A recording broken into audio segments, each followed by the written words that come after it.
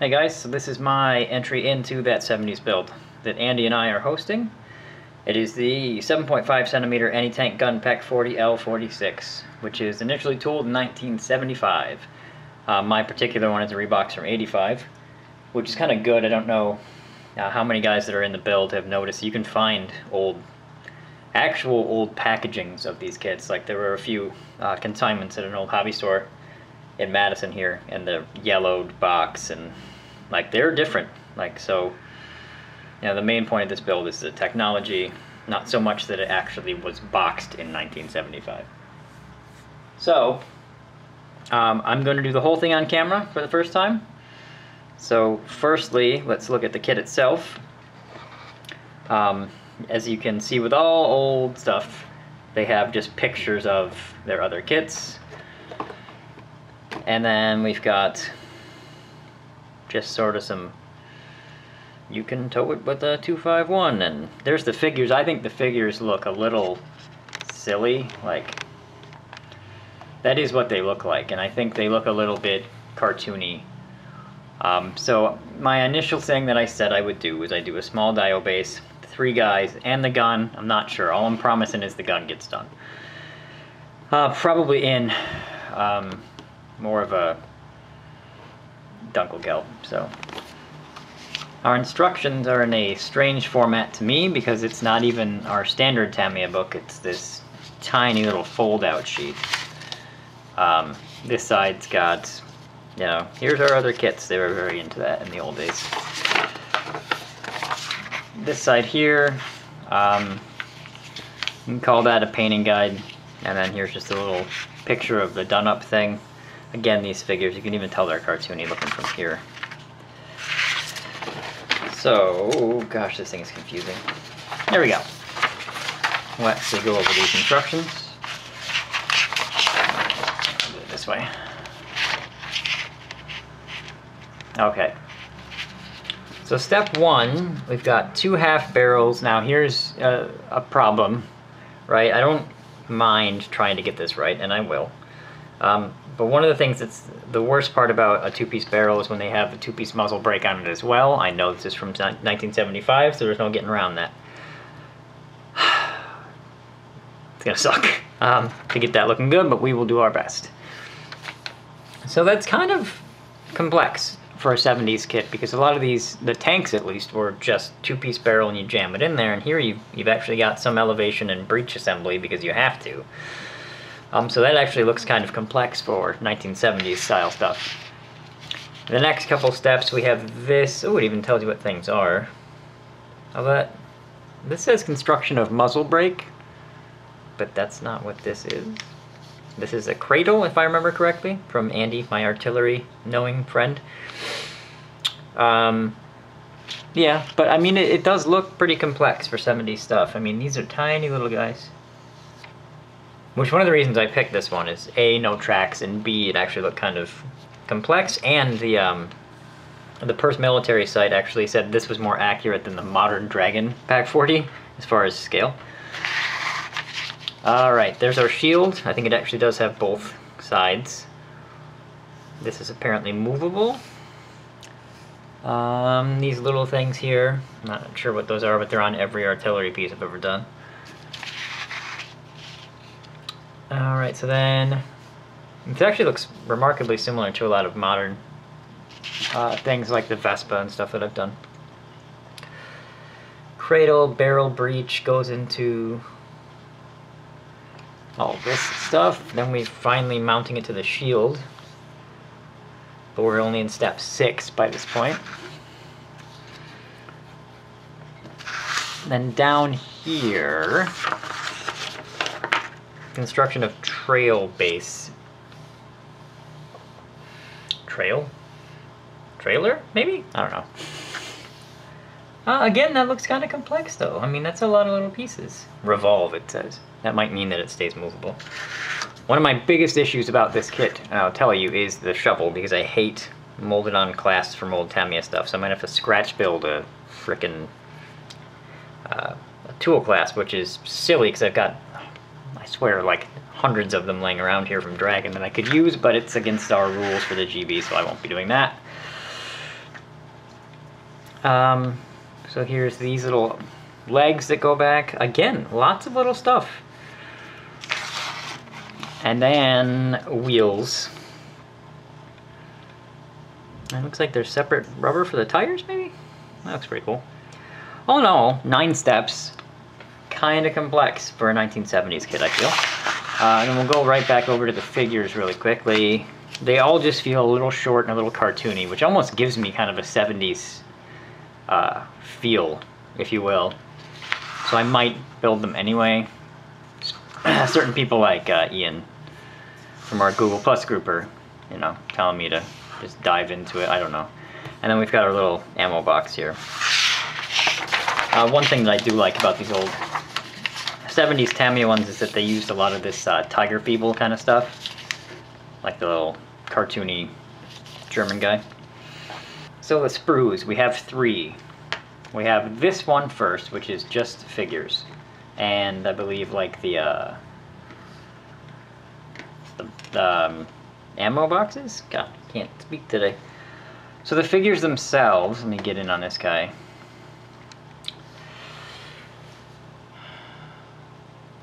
Detail, you know, it's crisp, but it's not up to like what we're used to seeing.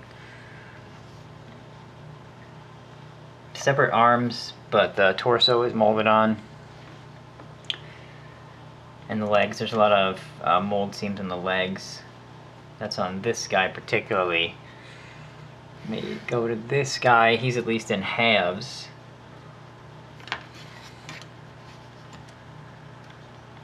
A lot of flash and mold seams on them. Their heads are also on by default. This guy's hand does look kind of impressive. Like at least it's, you know, like his thumb is separate and stuff. But the helmets look okay, I guess. This one's a little bent. And the last figure would be, I think, this guy. I mean, they all look relatively the same. Faces, how close can I get to a face? You know, they're okay. They look a little bit like old statues. But I'll at least put them together and see what, you know. I don't know that I'll end up doing the whole thing like a dio, but I might. So, that's those. Alright, so the 2 sprues that are the actual gun, immediately I see that this guy here has these parts that were sort of folded under here, and I'm trying to figure that out, but I would assume that originally they were like this. You know, and they stuck down, whereas, and then these stuck that way, but I don't, if you look at the box, I don't think that these parts could have ever fit in the box that way, so I'm a little confused as to what they were thinking. So that doesn't exactly instill me with awe.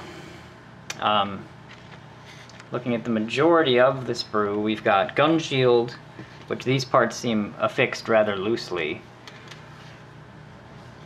The barrel seems straight, I guess it's okay. This part of the shield seems fine, these guys just seem like they're about to break off. Detail-wise, actually kind of impressive for a 70s kit. Lots of little tiny bits, everything seems relatively well put together. Let me get in on some of this stuff. You know, that seems pretty crisp for 1970s stuff. I think for an artillery piece, you know, they may have intentionally gone a little bit further than they would have with something like a tank, I guess, for this stuff, because it's all that there is to it. The detail on that shield is okay.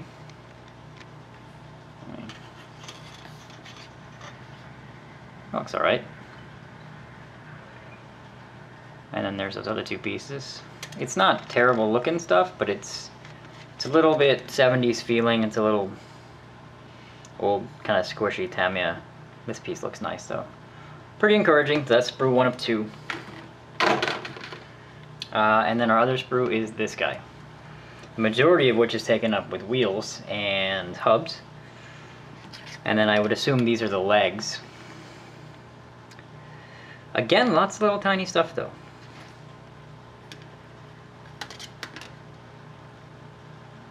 Not too bad looking for the age.